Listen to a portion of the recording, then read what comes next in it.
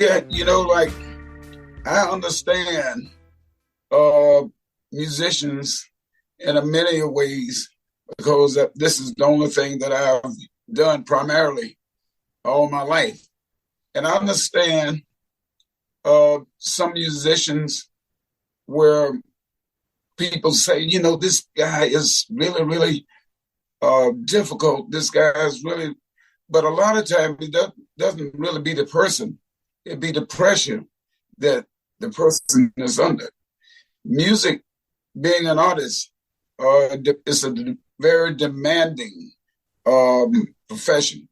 And I know all professions are demanding, but being an artist to me is extremely demanding because people want a good show. People want they want to see you on time. They want to see you in good spirits, and in many of cases, there could be a day, one of those days where everything just went wrong. You know, traffic. It could be the weather conditions. It could be where every minute is so important to get closer to the destination so things can run smoothly. And then, but a lot of artists I notice carry over the frustrations of that day. When I hit the stage or when I do an interview, the most important thing to me at that time is that show or that interview or whatever I'm doing in my profession. I want to be professional. So, but I don't think it's the artist's intentions when you're dealing with a difficult artist. It's not their intention. It's the pressure. You got to take the pressure with a grain of salt. You got to take it with a grain of salt because pressure is all part of the job. So you come and okay, I got this pressure. So hey man, I just want to have some fun. It's about having fun. So regardless of what the person has to do, the most important thing is to relieve oneself of whatever the problems may be, whatever the drama is in that day, because this is what you do. So get in gear, get happy. Like to say, smile. It's not just an artist thing either. Obviously, it's just a thing that you encounter with people in life, and I think we've all been guilty of it at certain times. Yeah, we have. You're short with people, you're a little bit rude, and something that I've been trying to get better at in my own life and in my own head is being mindful of understanding that a lot of pressures that I don't know about that person is dealing with and trying to work with them on that level. Yeah. But the main thing, I think, if one is a happy spirit, happiness is going to flow out. It might not flow out immediately, but as the conversation goes on, everything happens naturally. The happy person within the confines of that individual appears. And I thank God, man, I'm like, every day I wake up and everything is working, I'm happy. If financially, if it's not what I wanted for that day, or there are some moments of that's causing anxieties, what I try to do is realize, hey, I'm breathing and I'm here, and life is short. That being said, a person can live, if you live to be 100 years old, that's not long. It's long as far as human life expectancy is concerned, but it's not long. The world been here, we don't know how many years. They carbon dating, not trying to find out how long it's been here. But I bet you it's been here just as long as time. You know what I'm saying? Just as long as when the word was uttered. Let there be light. So that, and if we count that up, we would go through through about at least 4 or 5 computers, counting that up. They think it's about 6 billion years, which is that's a lot of time. That's a lot of human lifetimes in 6 billion years. It is. It is. But getting on that subject, for instance, 6 billion years. Well, what happened? I heard about the Big Bang Theory. But then what exploded? You know what I'm saying? Okay, once we find out what exploded, then we got to find out now, where did that come from? And then once we find out where that come from, we got to find out, we have to go deeper. And then sometime I wonder, are we as human beings, are we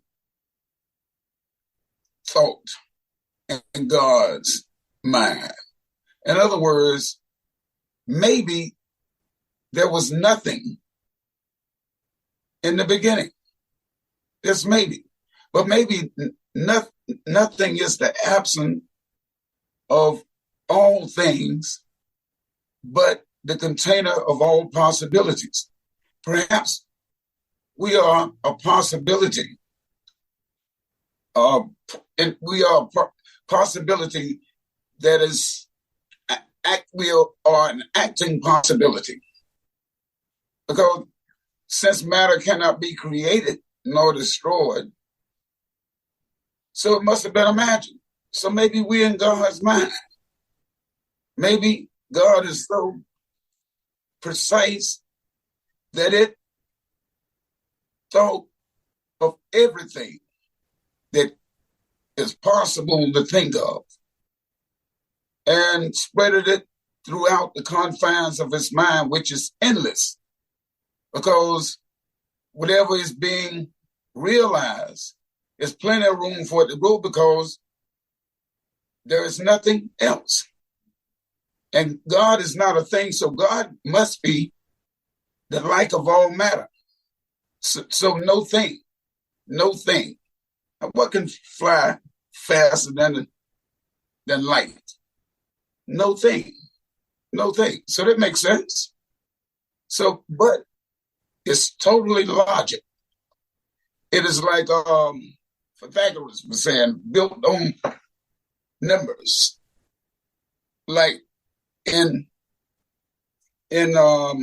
Java language, where if you put the right brackets and the right words and the right commas and all of these things in a correct form and run it through a computer, images and everything appears.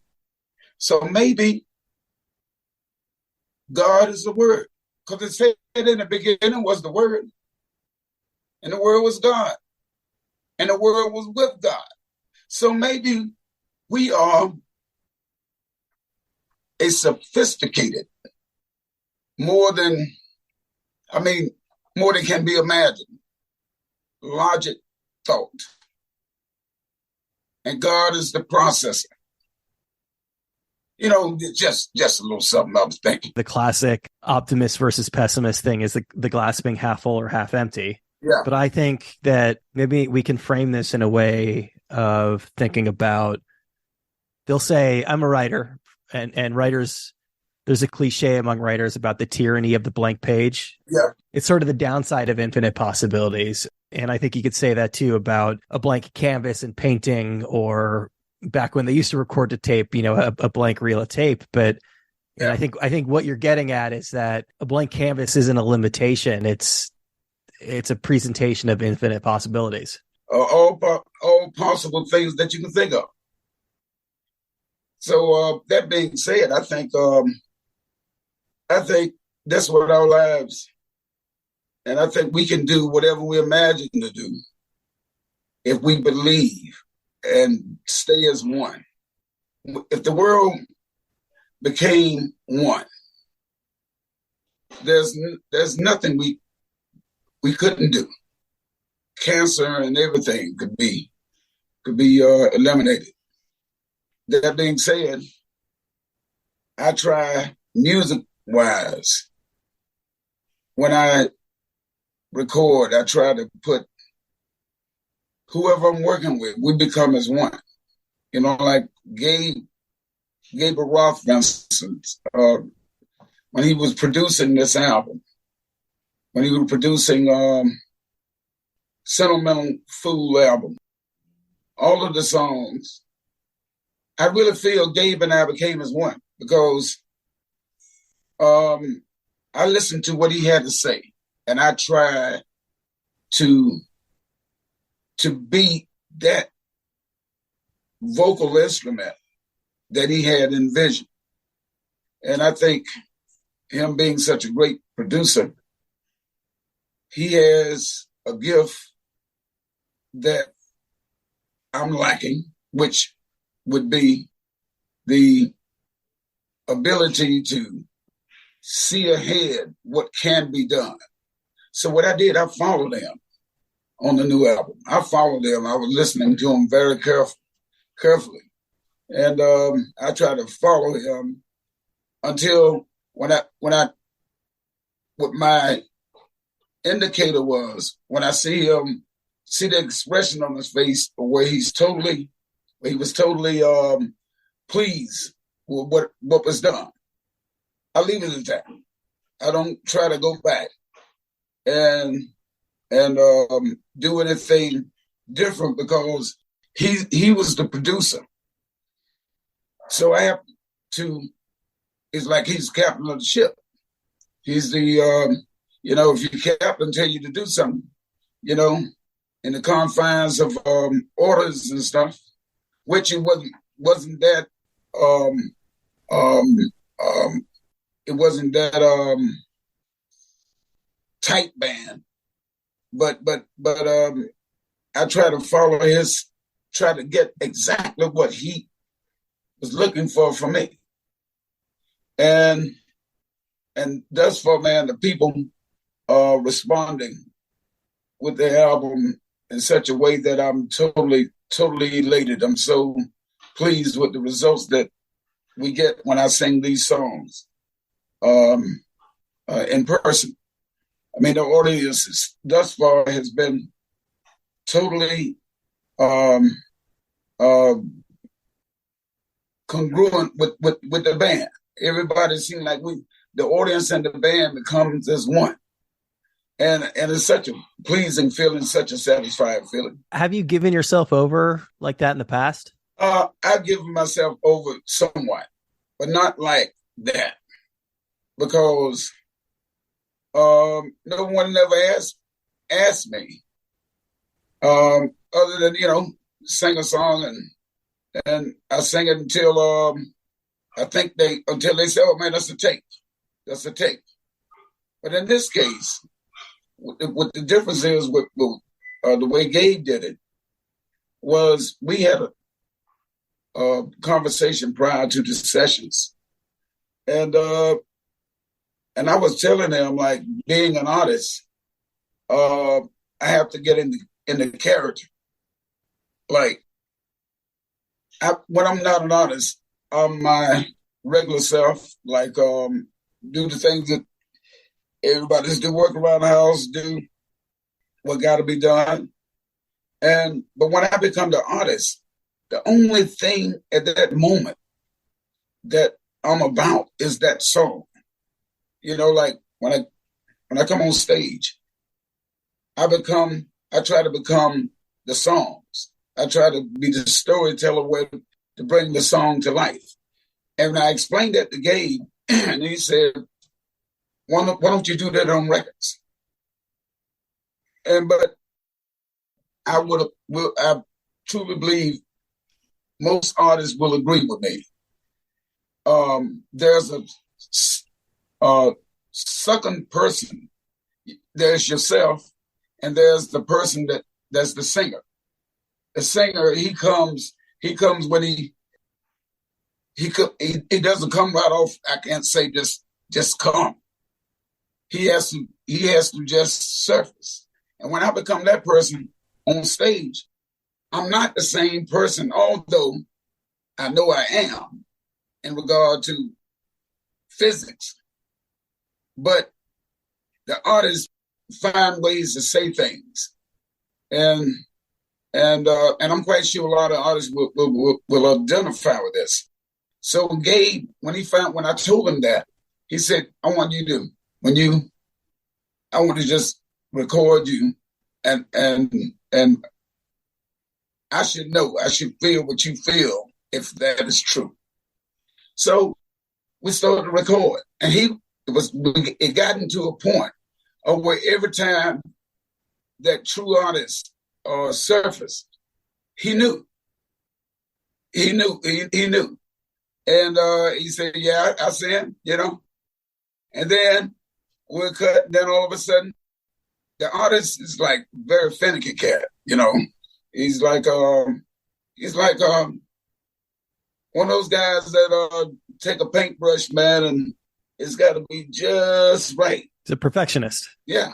So he let me be that throughout the process, man, and the response that we're getting on this record is just incredible. I've been hearing this a lot from a lot of musicians lately, and I think it's something that really has come to the front because of the time they've had away from the stage. Obviously, for the better part of the last few years, it's been difficult, sometimes impossible to get out in front of a group of people. They tell me about the energy exchange with the audience, that you can feel the energy the audience is giving to you. And I wonder if that's traditionally been part of your transformation, is really sort of feeding off of that energy. Yes, I do. I feed off of the audience, no doubt.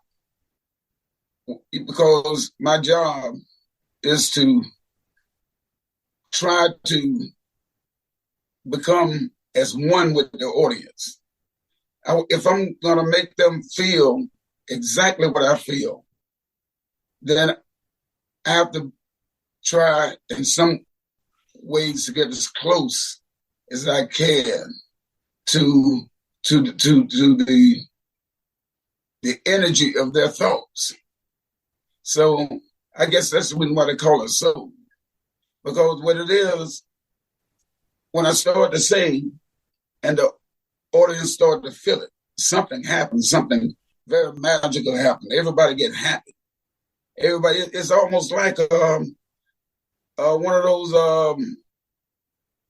old-fashioned churches that you used to go to, where the whole place just get happy, and everybody jumping. And hey, man, the more they jump, the more I jump. and every night is like a journey to.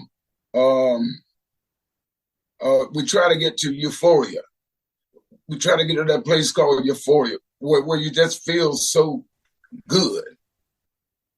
And I think we get there some nights, and the nights that we don't get all of the way there, we had a good time traveling. Speaking of the ability to feed off that energy in person, and they're elevating you, you're elevating them, it goes back and forth. Is it hard to tap into that in the same way when it's just, you and the producer, or you and one or two other people in the studio? No, one has to be patient. Well, in my case, I guess some artists can just do it just at random. But with me, I have to be very patient, because like a lot of artists have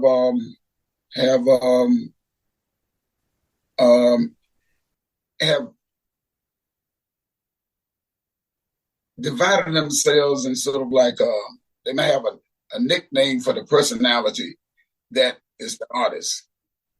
What Lee feels is the artist in this case.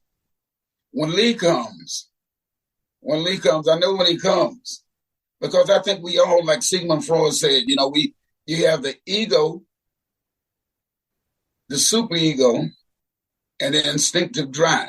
The id. I think I exist every day as the ego and the instinctive drive. Now, the superego, that is Lee, which he's not an egotistical person. But when I say the ego, I let it just take control and say the words the way I want to say it.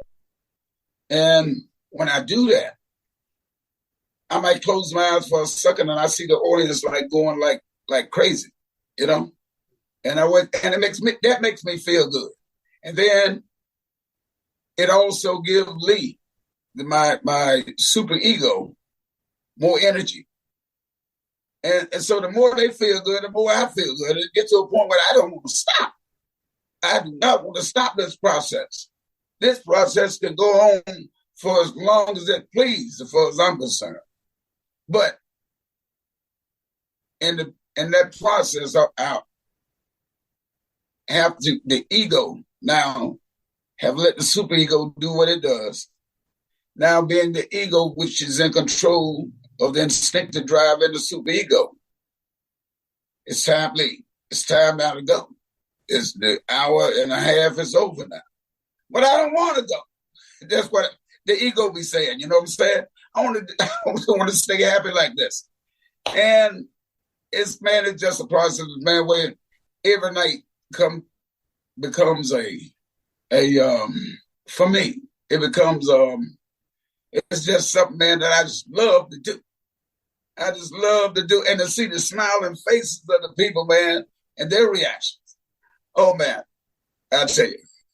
Matter of fact, I got real happy there for a moment. And let me calm down. Let me calm down. Stay as happy as you need to. Yeah. I'm glad you brought up ego, not so much in the Freudian sense, but just in the kind of like the day-to-day way that we use the word ego to mean like egotistical. Because when you talk about giving yourself over to another person, I think I know that requires the dropping of the ego. And I also think that that's something, the ability to do that comes with age. Because when you're younger, when you're in your 20s, when you're just starting out, we all feel like we know everything. And it's hard for us to sort of give in and let somebody else, take the wheel. And you see, like, the mind, I feel like the mind itself is I think the ego is the conscious mind, or when you're just paying attention to everything you can for survival out here. That's the ego. And the instinctive drive is the adrenaline. It's the adrenaline. In other words, something happened where you don't have to even think about jumping out of the way. A car coming, you don't have to even think about jumping out of the way. You just jump automatically. It's primal. It's your lizard brain. Yeah. So you don't really tell yourself to jump. Something that say, you just do it. So that will be the instinctive drive. And I think, but the superego, which I don't think nobody should walk around here 24 hours a day with the superego. The superego is supposed to be used for entertainment purposes or something that has to be figured out, like scientists or something trying to figure out some sort of equation. But that should be used for whatever the purpose is for that. And it should be controlled at all times. Because the superego, if a person walk around there with a superego, they be doing things that, man, you're not on stage, man. You got to cut it out. We're sitting in a restaurant, man. You can't, So that being said, the ego controls the superego, and the instinctive drive just happens. Just by chance. You see something, man, you don't have to think about it. I need to get out of the way quick, so you prepare, you see yourself getting into an accident. Superego takes over because it's going to think fast, think it all the way out. That's the reason why some people say they saw their lives flash before their eyes. The superego is thinking so fast that it knows exactly what you must do to get out of this situation, because this could be a life or threatening situation. But then after it's over, people say, man, how'd you do that? You probably seen the news where some person just rescued somebody, went through a fire. The person didn't really do that. It was that superego inside that gave them he didn't have to even think. He just went in there, all the fire going all around, and went in to grab the person, led him out to safety. A lot of firemen and policemen got that going on. You know what I'm saying? But that's the way I analyze it. So, and Gabe understands what I was talking about. And so the tender connecting energy with the superego, it knows exactly how to say things, how loud to say it, how soft to say it, because it connects spirit to spirit. But after that process is over, after the recording is over, I turn back into my regular self, which I'm a very dull guy in life in general. Well, I'm satisfied, man, with a couple beers, and that's it. That's all I need, you know. And but I had to bring that out. I'm hoping that someone else feel the same way I feel, because uh, I think life is an experiment, and we're supposed to analyze ourselves. If we're going to become a better person, if we just take it for granted every day that I'm just going to just do what I want to do and have no sense of what I'm doing and what did I do good that day? What can I do better than the next day? And how can in other words, it's all about becoming a better person. So when I come on stage, I want to become every night I want to become a better entertainer. So I let my superego let it out there and control it. Let it do with it, because it's very entertaining. And then when the end of the show, pack that ego up. When I put the clothes in the bag, the ego goes with the clothes. See, a lot of artists, they leave the stage and they take the ego with them, and that's why they stay in so much trouble, So what I do when I finish the show, the sweat that's in those garments folded up, that is the superego. Now I'm back to just being me. I really appreciate this idea that trying to better yourself is really is a lifelong thing. I think a lot of people get to a certain point in life where they're like, all right, that's it. I'm not growing. I'm not getting any better than this. But some of these things, the ability, for example, the ability to turn it off once you get off stage, or the ability to be a good listener in the recording studio, are these things that you had to work to get to that place in your life? Yes. In my earlier years, I was so, I wanted it so bad and so quick, because I thought fame was basically, if you had fame, you had everything. That's the way I was thinking when I was a young man, but it didn't take long for me to realize that that's not true. You have everything when you have your health and strength, So I learned that all of the things that I want, patience, if you endure and you do what needs to be done, what you're looking for will come. But patience, when I was young, I was just like any other young man, a bit impatient. But then every time as I got older, every time I became impatient, which to me, I don't know what religion other people listening to this broadcast believe in, but I believe all religions, regardless what the religion is, if it tells you to do the right things in life, to do unto others as you would have them to do unto you, if it tell you that good stuff, regardless what religion, although I'm a Christian, I believe that religion is good. Anything that tells you to do things to benefit the world, because all of the creatures, all of the human beings, all of the things God put here. So we got to do things in accord to make life uh, as long lasting as possible for all of the inhabitants on the planet. Although, there's a lot of things that we do that I guess, according to um, um, my religion, such as eating certain foods, but everybody, man, gonna eat some things that we know ain't good for us. And I haven't gotten that discipline yet. I haven't gotten that discipline. I mean, look, I know I shouldn't be eating a lot of meat, but I love steaks. I love steak. Like I got a piece of steak. But hey, baby, which I forget she just left. I was gonna ask her, did she put on that food today? That's those.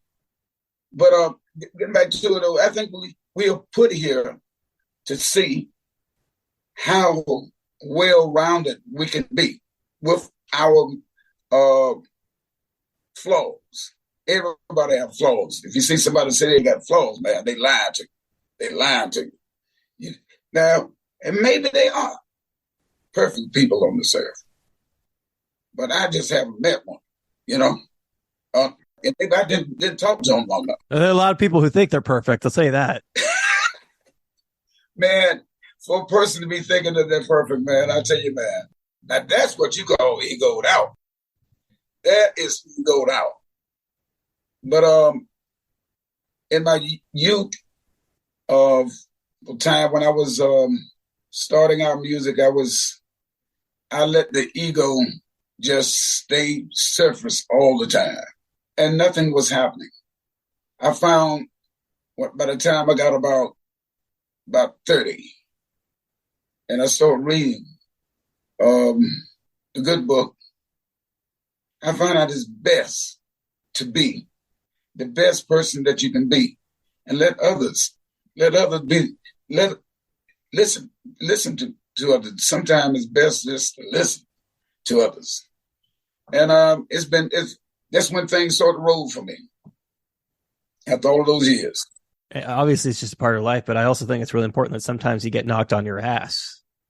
Yeah, learning that humility, that's what helps us grow as people. Well, yeah, I agree. I think he that exalts himself become a base, and he that humbles himself will become exalted. Being humble, that's what I really, really get a kick out of, being humble, being thankful. Because, I've known people in my life that I thought would do extraordinary things, and their lives were taken short at an early age. And I've known people that, like my mother and my father, that I wish was here today.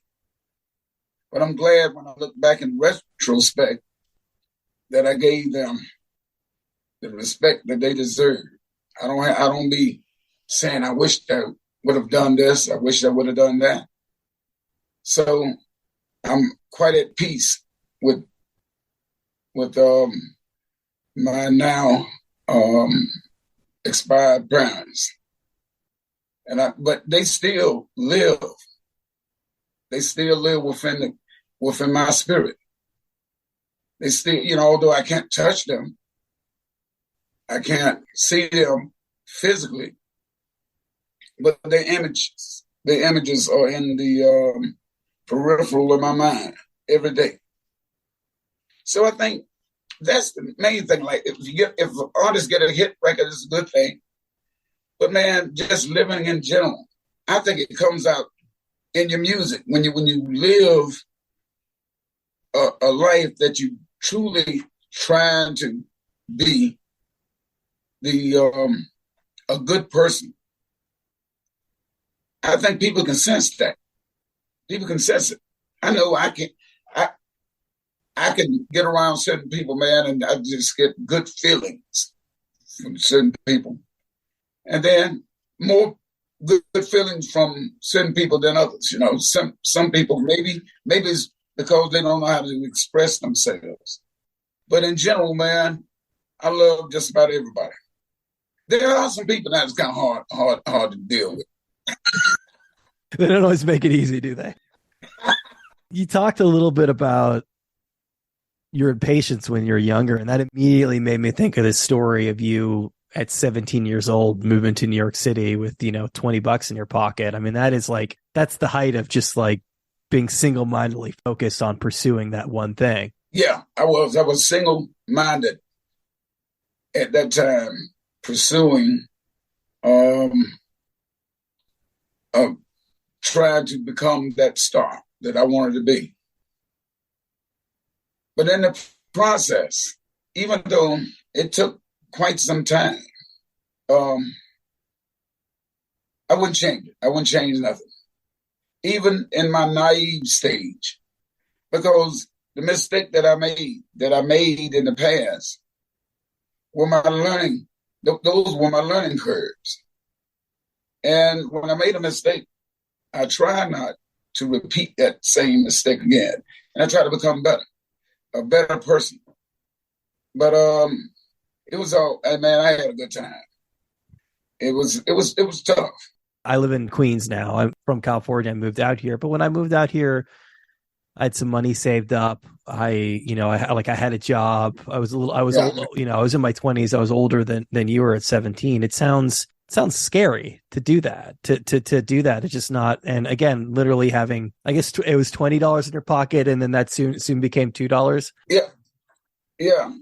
By the time I paid the taxes and I got over to Brooklyn, man, I was down about $2. And I didn't even know whether the gentleman that I was looking for that told me to come to New York, his name was Fred Williams. I befriended him in North Carolina. He believed in my talent. And I didn't even know whether he was home. When the guy told me Elder Street, 36 Elder Street. And he said, this is where you're going. I took it for granted. I got out of the taxi, paid the taxi, and when he gave me the change back, I didn't even think about supposing not home. I wasn't thinking like that then. I just knew he was home. But when I knocked on the door and rang the doorbell, I didn't hear anybody coming in immediately. Then my heart kind of, I'm hoping that he's home. The taxi going too. They got $2. Don't know nobody. He finally came to the door. And when he came to the door, man, he looked up at me, man. His eyes got big as 2 50-cent pieces. He looked at me, man. What you doing here? What you doing? I said, man, you told me to come, man. He didn't think you'd take him up on the offer. He told me he was moving. He was in there cleaning out his apartment because he was moving. He was getting married the next day. And so he talked to the landlady.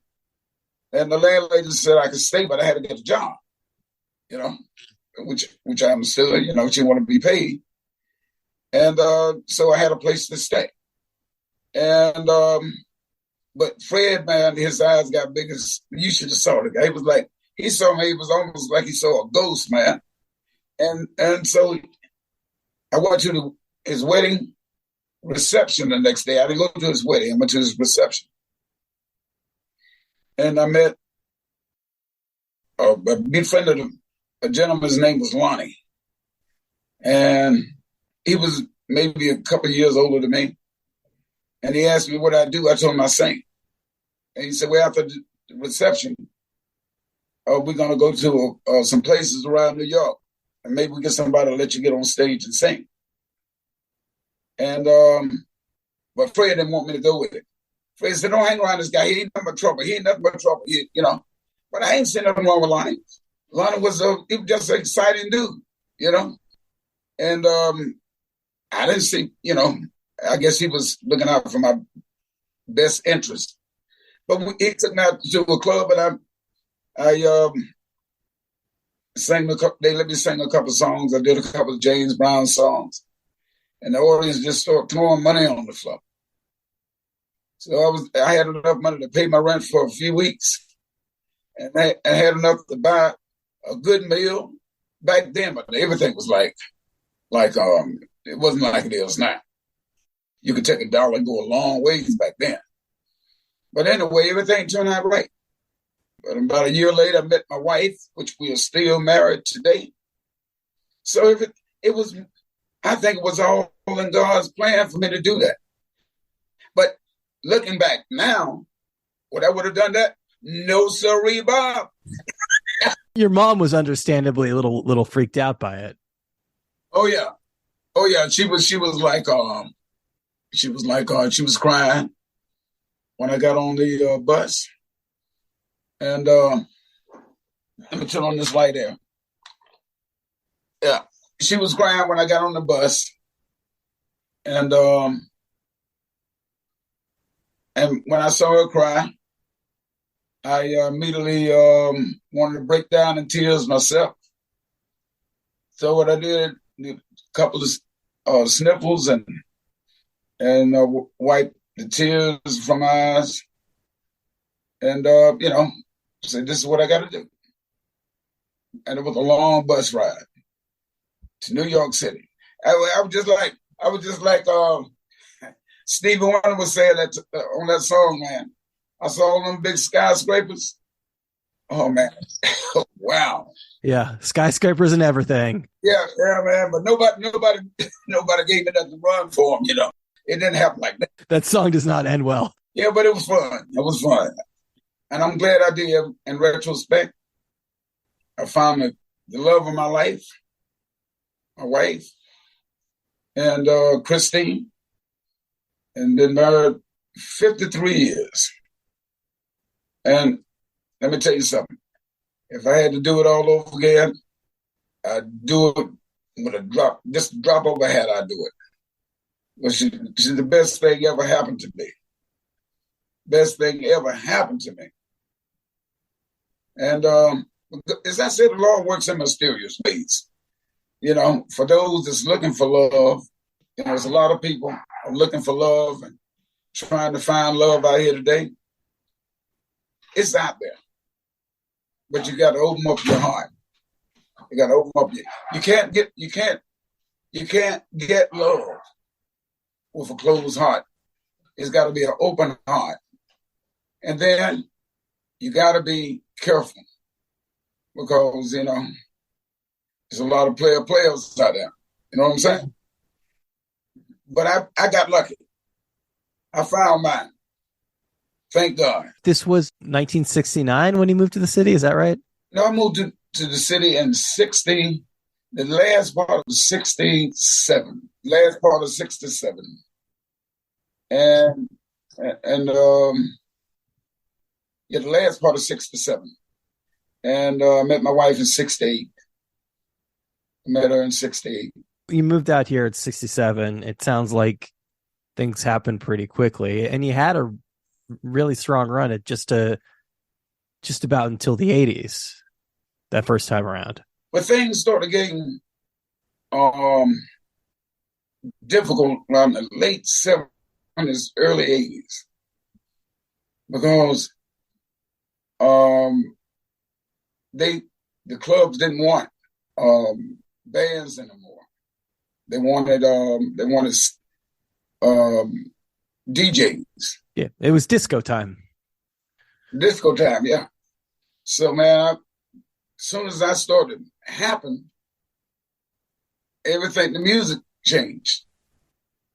Man, I really didn't know what to do.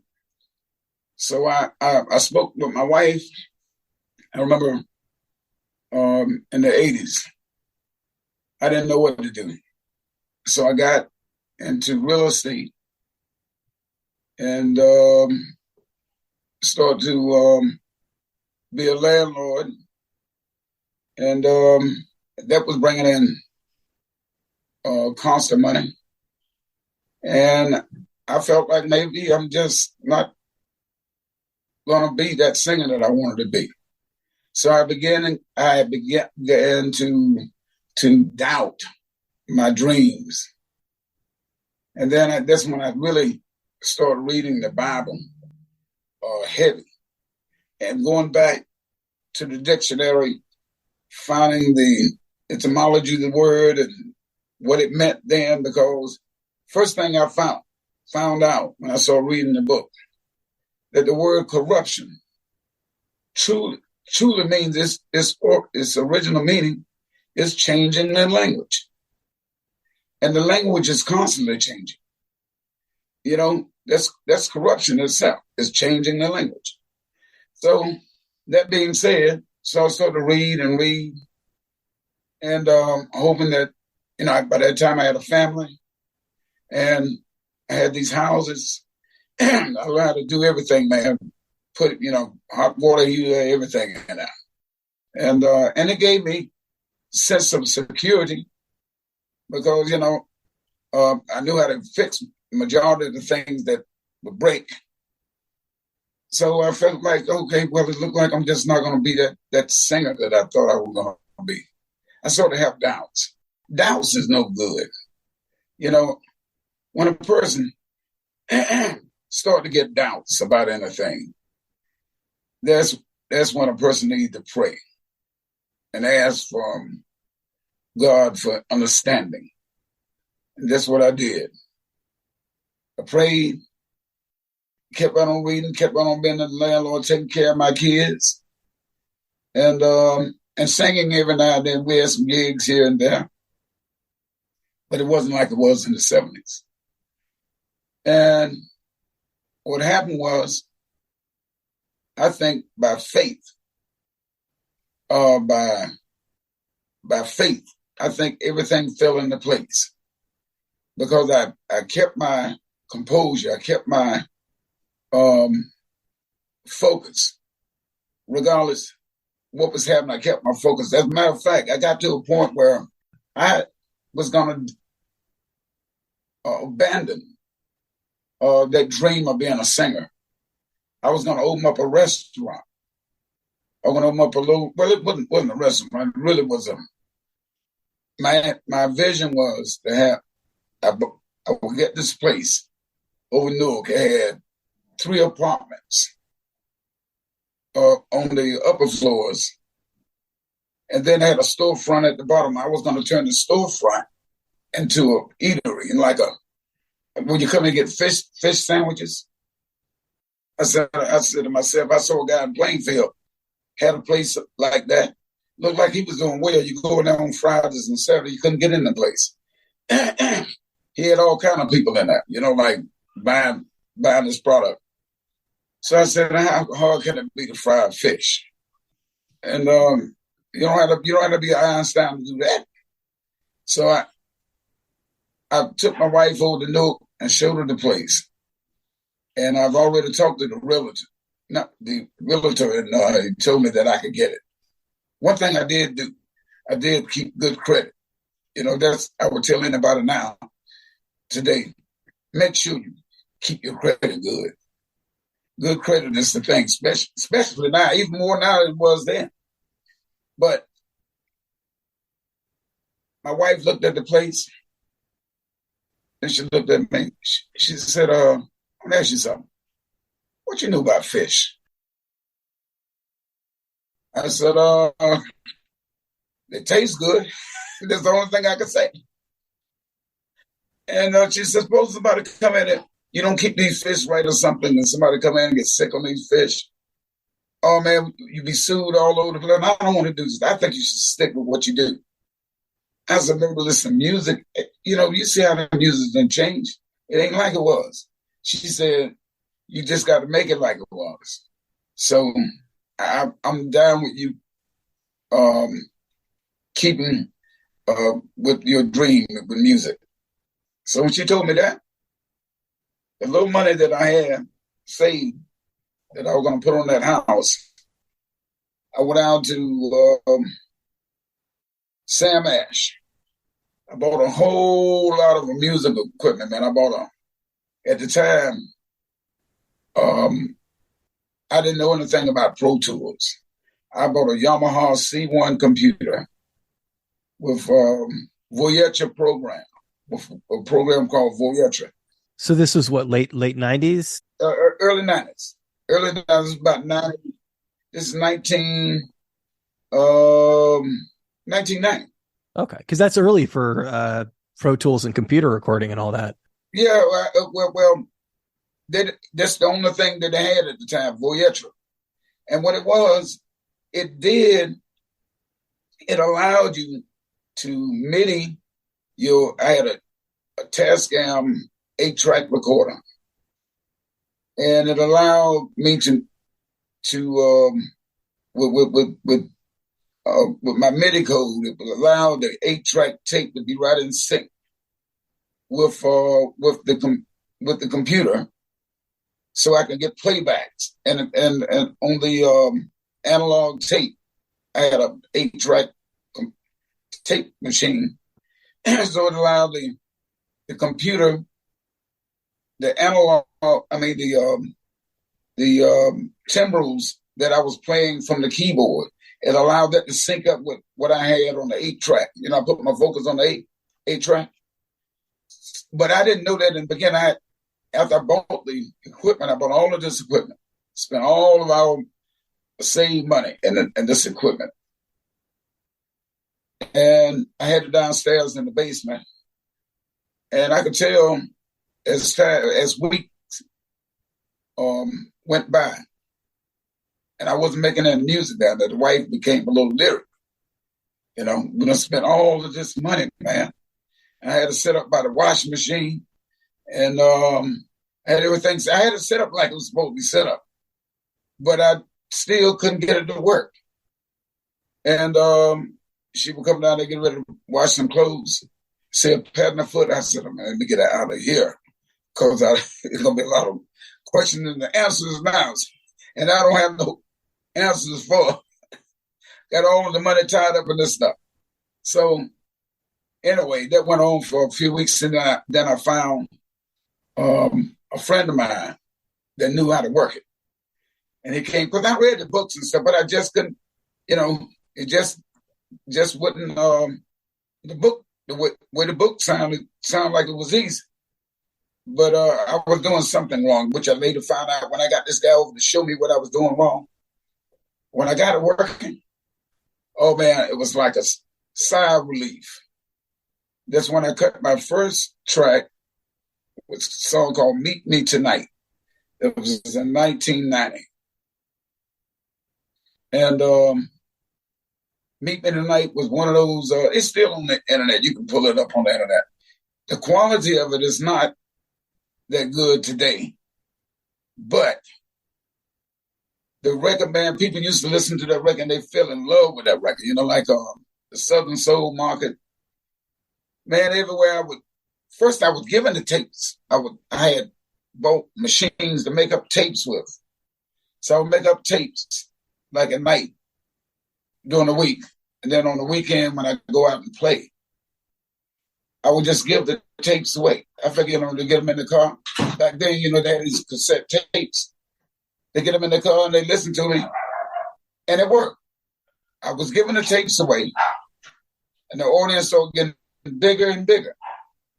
Now here it is about the latter part of 90 or early part of 91.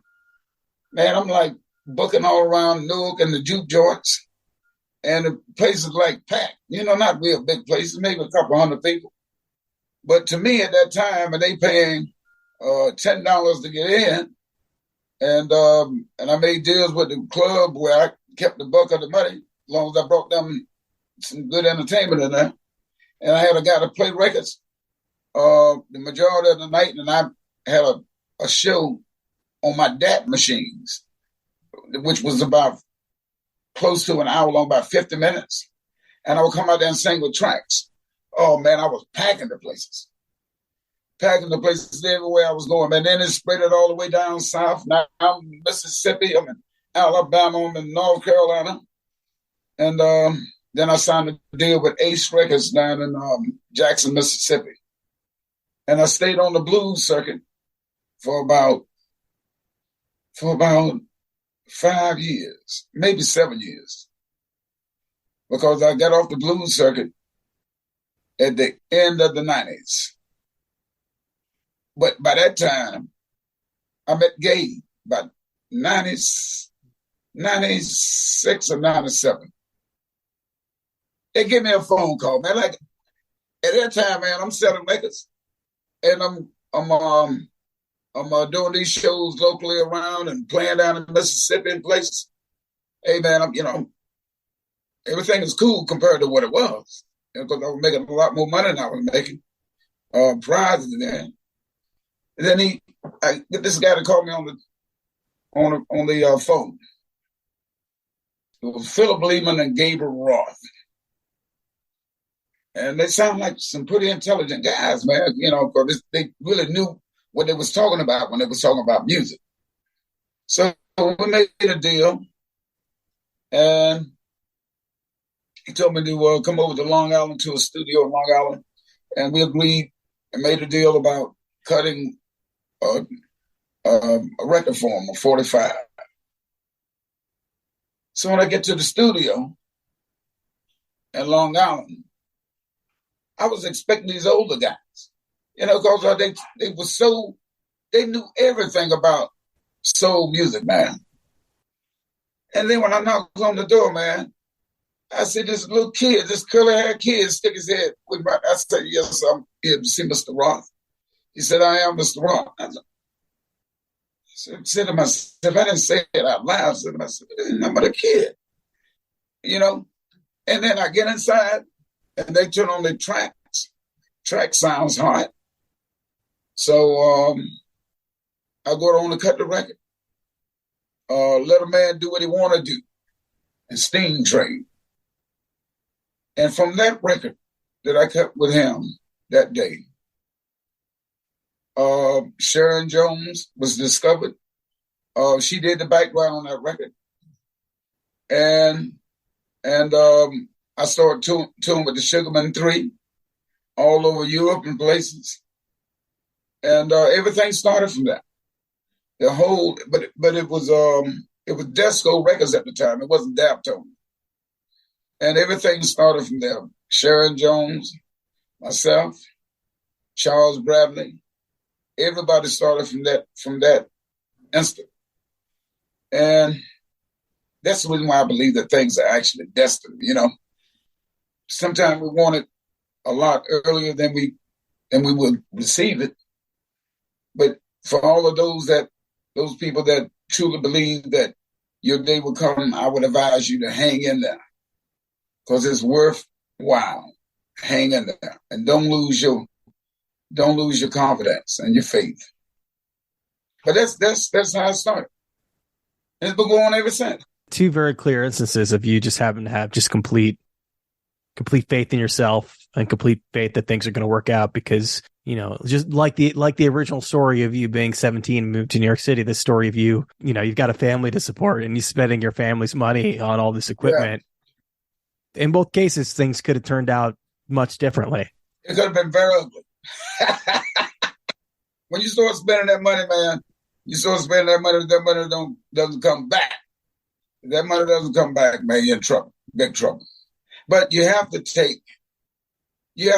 take whatever you feel inside, and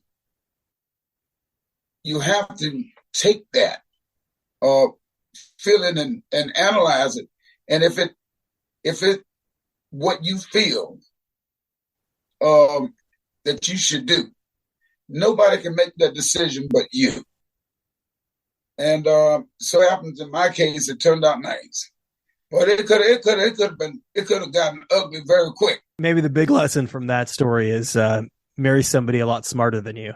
Yeah, I agree.